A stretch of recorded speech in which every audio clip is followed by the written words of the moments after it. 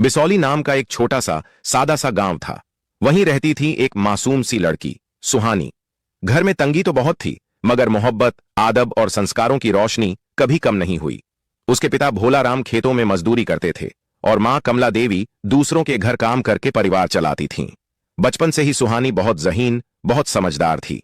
उसकी आंखों में सपनों का पूरा आसमान बसता था।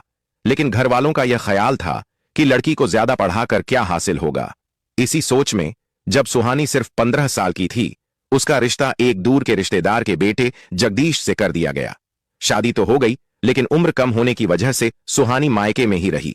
उसे कहा गया कि 18 साल की होते ही तुम्हें ससुराल भेज देंगे। यह सुनकर उसके दिल के सारे सपने जैसे बिखर गए। वह स्कूल जाती, अच्छे नंबर लाती, मगर दिल में एक अजीब सा डर बस जाता कि 18 साल के बाद उसकी दुनिया बदल जाएगी और शायद उसकी पढ़ाई भी वहीं खत्म हो जाएगी। सुहानी दिलो जान से पढ़ाई से मोहब्बत करती थी। उसका ख्वाब था कि एक दिन वह बड़ी अफसर बने, पुलिस की वर्दी पहने, गाड़ी पर डीएसपी लिखा हो और लोग उसे सलाम करें। समय गुजरता गया। शादी हुई थी, लेकिन जगदीश से कोई गहरा रिश्ता नहीं बन पाया था। फिर भी 17 साल की उम्र में उसने हिम्मत करके पहली बार उससे कहा, क्या मैं आगे पढ़ सकती हूं? पढ़ाई मेरी जान है, मैं कुछ बनना चाहती हूं। जगदीश ने उस वक्त बस यूं ही हामी भर दी, सोचकर कि अब भी मना करेंगे तो लोग बातें बनाएंगे। सुहानी को लगा शायद अब उसकी जिंदगी में कोई नई सुबह आएगी। लेकिन जैसे ही वह 18 साल की हुई, उसे ससुराल भेज दिया गया। ससुराल बड़ा घर था, बड़ा खानदान था और उससे भी बड़ी थीं जिम्मेदारियां। सुबह आंख खुलते ही काम का ऐसा ढेर सामने होता कि सुहानी खुद के बारे में सोच भी नहीं पाती थी। सास सख्त मिजाज की थीं, घर में अनुशासन चाहिए। ससुर पुराने ख्यालात वाले, बहू घर संभाले, यही काफी है। जगदीश एक सरकारी स्कूल में चपरासी था। शादी से पहले उसने वादा किया था कि वह सुहानी को पढ़ने देगा, मगर ससुराल का माहौल आते ही यह बात धुंधली पड़ने लगी। कुछ महीने गुजरे, सुहानी ने हिम्मत जुटाई और फिर कहा, मैं पढ़ाई जारी रखना चाहती हूं, क्या मैं आगे पढ़ सकती हूं? जगदीश ने चौंक कर देखा, अब कैसी पढ़ाई, घर का काम देखो, हमारे घर में कोई लड़की इतना नहीं पढ़ती, तुम्हें भी नहीं पढ़ना है। उसकी यह बात सुहानी के दिल पर जैसे भारी चोट बनकर बैठ गई। लेकिन उसने उम्मीद नहीं छोड़ी। वह सोचती रही, शायद एक दिन जगदीश समझ जाएगा। मगर वक्त के साथ जगदीश का स्वभाव और भी कड़क होता गया। छोटी छोटी बातों पर नाराज हो जाना, ऊंची आवाज में बोलना, सब आम हो गया। एक रात बहुत हिम्मत करके सुहानी ने फिर कहा, जगदीश, मैं बस थोड़ी सी पढ़ाई करना चाहती हूं, घर का काम भी करूंगी, पढ़ाई भी, बस इजाजत दे दो। जगदीश ने बात सुनते ही आंखें तरेरी और तुनक कर बोला, तुम्हें कितनी दफा समझाना पड़ेगा? मैंने कह दिया ना, आगे पढ़ाई की कोई जरूरत नहीं, दोबारा ये बात जुबान पर मत लाना। धीरे धीरे यही गुस्सा रोज का मामला बन गया। छोटी सी बात भी बहस में बदल जाती और बहस झगड़े में। सुहानी की हालत देखकर कभी कभार सास ससुर भी बीच में बोलते, मगर उनकी सोच भी वही पुरानी थी। लड़की का काम तो घर संभालना ही है। अब सुहानी के चेहरे की चमक कम होने लगी थी। पहले जैसा जोश नहीं बचा था, मगर दिल के किसी कोने में उसका सपना अभी भी जिंदा था, टिमटिमाती हुई लौ की तरह। वह चुप रहती, पर अंदर से टूटती जा रही थी। उसे लगता मानो उसकी जिंदगी धीरे धीरे उसकी मुट्ठी से फिसल रही हो। एक दिन बड़ी बहस के बाद जगदीश ने पहली बार उस पर हाथ उठा दिया। सुहानी के दिल में जैसे हजारों शीशे टूट गए। यही वो शख्स था जिसने कभी वादा किया था कि वो उसे आगे बढ़ने देगा, और आज वही उसके रास्ते की सबसे बड़ी दीवार बन गया था। दिन बीतते गए और हालात और बदतर होते गए। जगदीश रोज खेत से लौटकर किसी भी छोटी बात पर चिल्ला उठता। गुस्सा अब उसका स्वभाव बन गया था। सुहानी हर बार चुप रहती, क्योंकि उसे महसूस होने लगा था कि हर झगड़ा उसके सपनों से एक कदम और दूर कर देता है। रातों को उसका दिल चुपचाप रोता। दिन में वह मुस्कुराने की कोशिश करती, मगर अंदर ही अंदर घुटती जा रही थी। कई बार उसने सोचा, अगर मैं इस गांव से बाहर जाकर पढ़ सकूं तो शायद जिंदगी बदल सकती है। उस रात भी जगदीश का गुस्सा हद से बढ़ गया था। अपमान की आग में तड़पती हुई सुहानी अपने कमरे में अकेले बैठी थी। खिड़की से आती हल्की चांदनी कमरे में फैल रही थी। सब कोई सो चुका था, लेकिन उसकी आंखों से नींद बहुत दूर थी। उस पल एक चीज पहले से ज्यादा मजबूत हो चुकी थी, उसका इरादा। सुहानी ने मन ही मन फैसला कर लिया, अगर मैं यहीं रही तो मेरी जिंदगी इसी तकलीफ में खत्म हो जाएगी। न सपने बचेंगे, न मेरी इज्जत। मुझे यहां से जाना ही होगा। उसने कांपते हाथों से एक छोटा कागज और पेन उठाया। दिल धड़क रहा था, मगर उसने लिखना शुरू किया। जगदीश, जब मैं सिर्फ 15 साल की थी तब हमारी शादी हुई थी। मैंने कभी तुम्हें अपना दुश्मन नहीं समझा। मुझे उम्मीद थी कि तुम मेरा साथ दोगे, लेकिन तुमने मेरी हिम्मत तोड़ दी। मैं तुम्हें छोड़कर जा रही हूं, क्योंकि मेरे सपने अब भी जिंदा हैं। मैं एक दिन अफसर बनकर वापस आऊंगी। नोट लिखकर उसने उसे तकिए के पास रख दिया। फिर धीरे धीरे कमरे से बाहर निकली। सास, ससुर और जगदीश तीनों गहरी नींद में थे। रात की हवा में डर भी था और आजादी की खुशबू भी।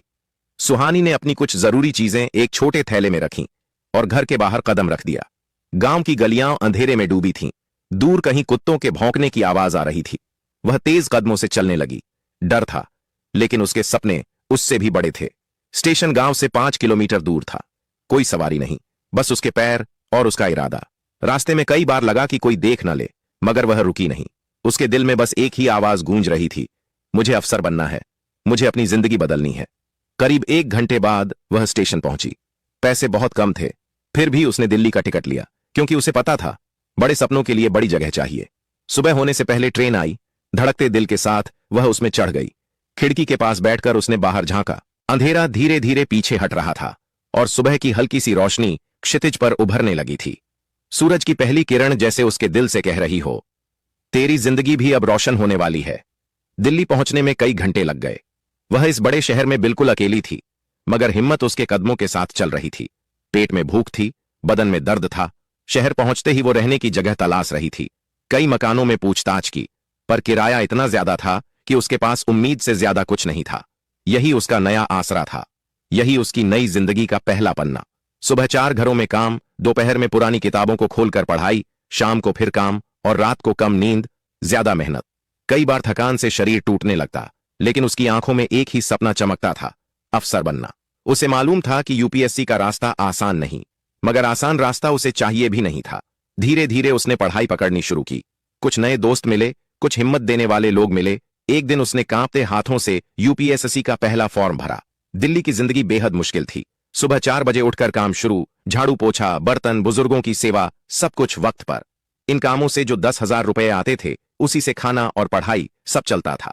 शाम तक उसका शरीर थक कर चूर हो जाता, लेकिन जैसे ही वह अपने छोटे से कमरे में कदम रखती, उसी वक्त अंदर एक नई ऊर्जा बहने लगती। एक कमरा, एक बल्ब, एक कुर्सी और पुरानी मेज, बस इन्हीं चीजों के सहारे वह देर रात तक पढ़ती रहती। कोचिंग के पैसे नहीं थे तो उसने पुरानी किताबें खरीदी। लाइब्रेरी में बैठकर दिन भर पढ़ाई करती। कई बार भूख सताती, वह बस पानी पीकर खुद को संभाल लेती। कई बार नींद आंखें बंद कर देती, वह चेहरा धोकर फिर बैठ जाती। धीरे धीरे उसे समझ आया, यूपीएससी सिर्फ किताबों की परीक्षा नहीं, यह सब्र, मेहनत और हिम्मत की भी परीक्षा है। पहली बार उसने परीक्षा दी। एग्जाम सेंटर में वह बहुत घबराई हुई थी। हॉल में बैठे लड़के लड़कियां सब पढ़े लिखे, आत्मविश्वास से भरे हुए। एक पल को उसके दिल में आया, क्या मैं इन सबके सामने टिक पाऊंगी? मगर अगले ही पल उसने खुद से कहा, जिसने इतना सफर अकेले तय किया है, वह ये पेपर भी दे सकती है। उसने पूरे दिल से परीक्षा दी, लेकिन जब रिजल्ट आया, वह प्रीलिम्स में रह गई। उसका नाम सूची में नहीं था। उसकी उंगलियां कांपने लगीं, पैर जैसे सुन्न हो गए। कमरे का बल्ब बुझा हुआ था और उसके अंदर भी अंधेरा उतरने लगा था। उस रात वह बहुत रोई। छोटी छोटी सिसकियों में उसका दर्द बहता रहा। उसे लगा जिंदगी फिर से उसके साथ खेल रही है। माता पिता का चेहरा याद आया, ससुराल की बातें याद आईं, जगदीश की मार, अपमान, सब कुछ। एक पल को लगा शायद सब खत्म हो गया है। तभी उसके कमरे का दरवाजा खटखटाया गया। बाहर उसकी पड़ोस की लड़की पूजा खड़ी थी, जो खुद 4 साल से यूपीएससी की तैयारी कर रही थी। उसने सुहानी की हालत देखी और धीरे से कहा, सुहानी, हार मत मानो। पहली कोशिश में चयन होना बहुत मुश्किल होता है। तुमने 1 साल में जितना किया है, उतना कोई आसान रास्ता चुनने वाला नहीं कर पाता। तुम्हारी मेहनत कहीं खो नहीं रही, बस एक बार और कोशिश करो। पूजा की बात उसके दिल में एक चिंगारी की तरह उतर गई। पूजा ये कहकर चली गई। सुहानी ने आंसू पोंछे और खुद से बोली, मैंने अपनी जिंदगी बदली है, तो भला एक इम्तिहान मेरी जीत कैसे छीन सकता है? अगले ही दिन वह फिर लाइब्रेरी पहुंची। फिर वही पुरानी किताबें, फिर वही मेहनत का सफर, मगर इस बार पहले से ज्यादा जुनून के साथ। सुबह घरों का काम, दोपहर में पढ़ाई, शाम फिर काम और रात भर पढ़ाई। यह दिनचर्या फिर शुरू हो गई। कभी कभी शरीर जवाब देने लगता, कभी दिमाग बोझ से भर जाता, लेकिन कमरे की दीवार पर चिपका वह एक कागज उसे हमेशा संभाल लेता। एक दिन मैं डीएसपी बनूंगी, वह रोज उसे देखती और अपनी रूह में नई ताकत महसूस करती। दूसरी बार परीक्षा का समय आया। इस बार सुहानी ने अपनी पूरी जान लगा दी। दिल कहीं गहराई में कह रहा था, किस्मत ने मुझे 1 साल रोका है, लेकिन हमेशा नहीं रोक सकती। एग्जाम हुआ और इंतजार शुरू हुआ। दिन बीतते गए। रिजल्ट वाले दिन उसकी सांसें तेज हो गईं। वह कंप्यूटर स्क्रीन पर अपनी रोल नंबर की खोज में ऊपर नीचे पेज कर रही थी।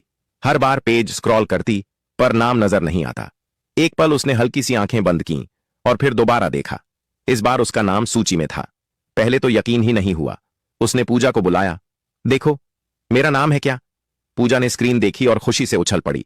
सुहानी, तुम पास हो गई, तुमने कर दिखाया। इस बार सुहानी की आंखों से जो आंसू निकले वो दर्द के नहीं, कामयाबी के थे। उसकी मेहनत आखिरकार रंग लाई थी। कुछ दिनों बाद फाइनल रैंक आई और सुहानी को बेहतरीन नंबरों के साथ डीएसपी का पद मिला। सरकारी गाड़ी, सरकारी मकान, वर्दी, सब अब उसके नाम था। जब उसने पहली बार अपनी पुलिस की वर्दी पहनी, आईने के सामने खड़ी होकर देर तक खुद को देखती रही। वर्दी में उसका चेहरा एक अलग ही रोशनी से चमक रहा था। उसकी आंखों में वह गर्व था जो सिर्फ उन लोगों को मिलता है जो अंधेरों से लड़कर रोशनी तक पहुंचते हैं। उसे अचानक याद आया, वही लड़की जो कभी अंधेरी रात में घर छोड़कर भागी थी, आज लोगों की सुरक्षा की जिम्मेदारी संभालने जा रही थी। उसने आसमान की तरफ देखा और धीरे से कहा, शुक्रिया भगवान, मेरी मेहनत को मंजिल मिल गई। डीएसपी बनने के बाद उसकी जिंदगी पूरी तरह बदल चुकी थी। अब गाड़ी भी थी, वर्दी भी, सम्मान भी और समाज में एक अलग पहचान भी। लोग दूर से सलाम करते, हर जगह उसका मान बढ़ चुका था। लेकिन उसके दिल में एक सवाल हमेशा सन्नाटा बनकर बैठा रहता, जगदीश कहां है, किस हाल में है? जब वह ससुराल गई थी, घर खाली मिला था। दरवाजे पर ताला जड़ा हुआ था। पड़ोसियों ने बस इतना बताया कि जगदीश और उसका परिवार किसी वजह से अचानक गांव छोड़कर चले गए। कहां गए, क्यों गए, किसी को पता नहीं। यह बात सुहानी के दिल में कहीं गहरी धंस गई। उसकी जिंदगी संभल गई थी, लेकिन पति की गुमशुदगी उसके अंदर एक खालीपन छोड़ जाती थी। वह अक्सर सोचती, इतने सालों में उसने मुझे ढूंढने की कोशिश क्यों नहीं की? इसी बीच सरकार की तरफ से एक अहम आदेश आया। मथुरा में होने वाले बड़े धार्मिक कार्यक्रम की सुरक्षा संभालने के लिए उसे भेजा जा रहा था। मथुरा, जहां रोज लाखों श्रद्धालु आते हैं, संकरी गलियां, भीड़ भरे रास्ते, हर तरफ भक्तों का सैलाब। यहां सुरक्षा का काम सिर्फ हिम्मत नहीं बल्कि तेज दिमाग और जज्बे की भी मांग करता था। पर डीएसपी सुहानी को देखकर हर किसी को यकीन था वह यह जिम्मेदारी बखूबी निभाएगी। मथुरा पहुंचकर उसने पहली बार वहां की गलियों, मंदिरों और घाटों को करीब से देखा। रंग बिरंगे फूल, राधे राधे की गूंज और भक्तों का समुद्र। इस माहौल में एक अजीब सी शांति थी, दिल को छू लेने वाली। लेकिन उसे क्या पता था, यहीं उसी भीड़, उसी शहर में उसे अपनी जिंदगी की सबसे बड़ी सच्चाई मिलने वाली है। मथुरा की भीड़, मंदिरों का शोर और भक्तों की लहर के बीच डीएसपी सुहानी अपने काम को समझने के लिए खुद मैदान में उतरी थी। वह उन अफसरों में से नहीं थी जो दूर से आदेश दे दें। वह हर मोड़, हर चौराहे, हर मंदिर के बाहर की स्थिति खुद अपनी आंखों से देख रही थी। भीड़ का दबाव, सुरक्षा व्यवस्था, लंबी लंबी लाइनें, वह सबकी बारीकी से जांच कर रही थी। साधु संत भजन गा रहे थे, गरीब लोग भीख मांगकर अपने दिन काट रहे थे। इसी भीड़ में उसकी नजर एक आदमी पर पड़ी, बहुत दुबला पतला, फटे पुराने कपड़े। वह सड़क किनारे बैठकर भीख मांग रहा था। पहले तो सुहानी ने ध्यान नहीं दिया क्योंकि ऐसे लोग वहां बहुत थे। लेकिन जैसे ही वह उसके पास से गुजरी, वह आदमी कांपते हुए हाथ आगे बढ़ाकर बोला, माता जी, कुछ दान दे दीजिए। उसकी आवाज टूटी हुई, कमजोर और भरी हुई थी। लेकिन सुहानी के कानों में यह आवाज एक अजीब सी चुभन बनकर उतर गई, जैसे यह आवाज उसने कहीं सुनी हो, बहुत गहराई में। वह रुकी, धीरे धीरे उसकी तरफ मुड़ी। चेहरा पहचान में नहीं आ रहा था, लेकिन फिर उसकी नजर उस आदमी पर गई। सुहानी का दिल जैसे अचानक रुक गया। उसके कदम ठिठक गए, उसकी सांसों की आवाज तेज हो गई। उसने झुककर आदमी के चेहरे को गौर से देखा। गंदगी, धूल और लंबी दाढ़ी के पीछे वही कमजोर, टूटी हुई आंखें। और उसी पल उसने पहचान लिया, ये कोई और नहीं बल्कि उसका पति जगदीश था। दुनिया जैसे एक पल को थम गई। सुहानी पूरी तरह स्तब्ध खड़ी रह गई। यह वही आदमी था जिसने कभी उसे सपने पूरे करने से रोका था, जिसके गुस्से ने उसकी आत्मा को तोड़ दिया था, जिसके अपमान ने उसे घर छोड़ने पर मजबूर कर दिया था। और आज वही आदमी मथुरा की सड़कों पर भीख मांग रहा था। जगदीश की नजर भी डीएसपी की वर्दी वाली सुहानी पर पड़ी। पहले वह समझ ही नहीं पाया, फिर अचानक उसकी आंखें चौड़ी हो गईं। वह कांपते हुए बोला, सुहानी, ये सच है? उसकी आवाज टूट रही थी। आंखों में शर्म, डर, पछतावा, सब कुछ एक साथ घुला हुआ था। सुहानी अंदर से बिखर गई, लेकिन उसने खुद को संभाल लिया। उसकी टीम को लगा कि यह कोई पागल आदमी है। वे उसे हटाने लगे। सुहानी ने तुरंत कहा, रुको, इन्हें मत छुओ, ये मेरे पति हैं। पुलिसकर्मी दंग रह गए। इतनी बड़ी अफसर के पति को इस हालत में देखकर वे कुछ बोल ही नहीं पाए। सुहानी उसके पास गई और धीमी आवाज में पूछा, ये क्या हाल बना लिया है तुमने?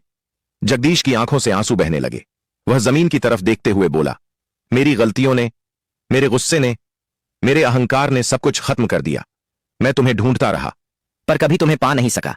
मैंने सब खो दिया, सुहानी, सब। सुहानी चुप रही। उसके मन में तूफान मचल रहा था। वह आदमी जो कभी उसका दर्द था, आज उसके सामने टूटा हुआ इंसान बनकर बैठा था। उसके कपड़े मैले थे, शरीर कमजोर था, चेहरा पछतावे से भरा हुआ। उसके सामने जगदीश नहीं, एक टूटी हुई रूह बैठी थी। कुछ देर की खामोशी में पुराने घाव भी उभरे, पुराने दर्द भी, लेकिन साथ ही इंसानियत की एक नरम चिंगारी भी जाग उठी। उसने सोचा था अगर कभी यह आदमी उसके सामने आया तो शायद वह सिर्फ गुस्सा करेगी, लेकिन आज जब उसने उसे इस हालत में देखा तो उसके दिल में गुस्से से ज्यादा दया उमड़ आई। जगदीश ने कांपती आवाज में कहा, सुहानी, तुम्हें देखकर मुझे एहसास हुआ भगवान ने मुझे मेरी हर गलती का फल दे दिया है। जगदीश की आवाज भर्रा गई। तुम आगे बढ़ गई और मैं यहां सड़क पर गिर गया। इतना कहते ही वह फूट फूट कर रो पड़ा। आंसू उसके चेहरे की गंदगी के साथ मिलकर बह रहे थे। वह अपनी हथेलियों से चेहरा ढककर बोला, जो कुछ तुमने सहा वह सब मेरी वजह से था। मैंने तुम्हें रोका, तुम्हारे सपनों को तोड़ा, हमेशा गलत साबित किया। अगर मैं तुम्हारा साथ देता तो शायद मेरी जिंदगी भी ऐसे बर्बाद न होती। मैंने अपने हाथों से सब नष्ट कर दिया, सब। सुहानी ने गहरी सांस ली। वह उसके पास नीचे बैठ गई ताकि लोग उसे डर या शर्म की नजर से न देखें। धीरे से उसने पूछा, घर पर क्या हुआ था? तुम अचानक कहां गायब हो गए? जगदीश ने चोरी चोरी उसकी तरफ देखा। उसकी आंखें फट चुकी थीं, आवाज थरथरा रही थी। तुम्हारे जाने के कुछ महीनों बाद एक बड़ा हादसा हो गया। मेरे मां बाप दोनों मर गए। मैं बिल्कुल अकेला पड़ गया। वह बोलते बोलते रुक गया, गला जैसे जाम हो गया था। कुछ पल बाद उसने खुद को संभाला। मैं अंदर से टूट चुका था। गुस्सा मेरे स्वभाव का हिस्सा बन गया था। मैं गलत लोगों में पड़ गया, नशे की लत लग गई, घर बिक गया, जमीन चली गई, आखिरी कमाई भी शराब में डुबा दी। आखिर में मेरे पास न घर था, न पैसा, न कोई अपना, बस अकेलापन और बर्बादी थी। सुहानी की आंखें भर आईं। उसने कभी सोचा भी नहीं था कि वह आदमी जिसने कभी उसे दबाया था आज खुद ऐसी जिंदगी जी रहा होगा। दुनिया में बहुत लोग गलतियां करते हैं, लेकिन बहुत कम लोग अपनी गलती स्वीकार करते हैं। सुहानी ने नरम आवाज में कहा, जगदीश, हाँ, तुमने गलतियां की, लेकिन इंसान गलतियां करता है। अगर तुम सच में बदलना चाहते हो तो जिंदगी तुम्हें एक और मौका जरूर देगी। जगदीश ने कांपती आवाज में पूछा, क्या तुम मुझे इस हालत से निकालने में मदद करोगी? मुझे पता है मैं तुम्हारे लायक नहीं हूं, लेकिन मैं फिर से जीना चाहता हूं। तुम्हें देखकर हिम्मत मिल रही है। सुहानी ने उसके कंधे पर हाथ रखा। मैं तुम्हें अपने घर वापस नहीं बुला रही, ना ही मैं सब कुछ तुरंत भूल सकती हूं, लेकिन मैं तुम्हें उठने में जरूर मदद करूंगी। बदलने का फैसला तुम्हें लेना है, रास्ता मैं दिखाऊंगी। जगदीश फिर रो पड़ा, हाथ जोड़कर बोला, मैं बदल जाऊंगा सुहानी, बस एक बार सहारा दे दो, मैं खुद को साबित कर दूंगा। उस पल मथुरा की हवा जैसे थम गई। दूर मंदिरों में मंगला आरती की घंटियां बज रही थीं। माहौल में एक अजीब सी पवित्रता थी, मानो भगवान खुद इस पल को देख रहे हों। सुहानी ने तुरंत अपनी टीम को आदेश दिए, इन्हें साफ सफाई कराओ, खाना खिलाओ और डॉक्टर को दिखाओ। कुछ ही घंटों में उसका चेहरा धुल गया। लंबी दाढ़ी काट दी गई, बाल ठीक कर दिए गए, कपड़े बदल दिए गए। वह पहले जैसा तो नहीं लगा, लेकिन अब कम से कम एक इंसान की तरह दिखने लगा। सुहानी उसे पास के हॉस्पिटल ले गई, जहां लोग नशे की गिरफ्त से बाहर निकलकर अपनी जिंदगी दोबारा शुरू करते थे। डॉक्टर ने कहा, मैडम, हम इनका पूरा इलाज करेंगे, समय लगेगा, लेकिन यहां इन्हें अच्छा माहौल मिलेगा। जगदीश डरते हुए बोला, तुम मुझे छोड़कर चली तो नहीं जाओगी? सुहानी हल्का सा मुस्कुराई, नहीं, मैं तुम्हें छोड़कर नहीं जाऊंगी, लेकिन मैं तुम्हें उस जिंदगी में भी वापस नहीं ले जाऊंगी जहां से मैं भागकर आई थी। तुम्हें पहले खुद को सुधारना होगा। जब तुम अपनी जिंदगी संभाल लोगे, तब हम दुनिया को बताएंगे कि गलती करने वाला इंसान भी अगर सच्चे दिल से पछता ले तो जिंदगी उसे दूसरा मौका देती है। जगदीश पूरी तरह ठीक हो गया। लत छुड़ गई, शरीर संभल गया, चेहरा फिर से इंसानियत की रोशनी से भर गया। और यहीं यह कहानी खत्म होती है। लेकिन सुहानी की ताकत, जगदीश का पछतावा और जिंदगी का दिया हुआ दूसरा मौका